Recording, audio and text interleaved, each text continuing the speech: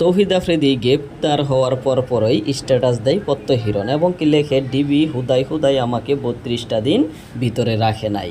এই স্ট্যাটাস দেওয়ার পরে এখানে বোঝা যাচ্ছে যে হয়তো তাকে জেলে বা 32টা দিন রাখার পিছনে তৌহিদ আফ্রিদির হাত রয়েছে।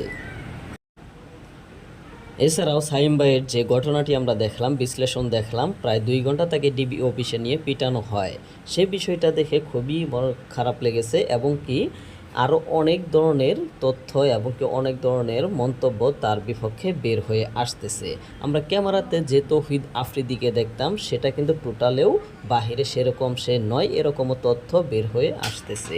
বলে আমরা তো ভয় পাই, আমি কিন্তু হেরে বাঘের মতো ডরাই। আমি না, আমাদের টিমের সবাই তার বাঘের মতো ডরায়, কারণ মানে সে অন্যরকম মানুষ ভাই। সে ক্যামেরার ভিতরে একরকম, কিন্তু ক্যামেরার বাইরে খুব ডেঞ্জারাস একটা লোক। তার মানবতার ফেরিওয়ালার পিছনে অনেক রহস্য এবং কি ভয়ানক চেহারা রয়েছে, যেটা তার কথা কেউ না মানলে সেটা সে প্রয়োগ করে, এরকমই শোনা যাচ্ছে বর্তমান মিডিয়াতে। তবে তাকে গ্রেপ্তার করার পরেই সব কিছু বের হয়ে আসতেছে। আগে কিন্তু সে মানবতার ফেরিওয়ালা নামে পরিচিত ছিল।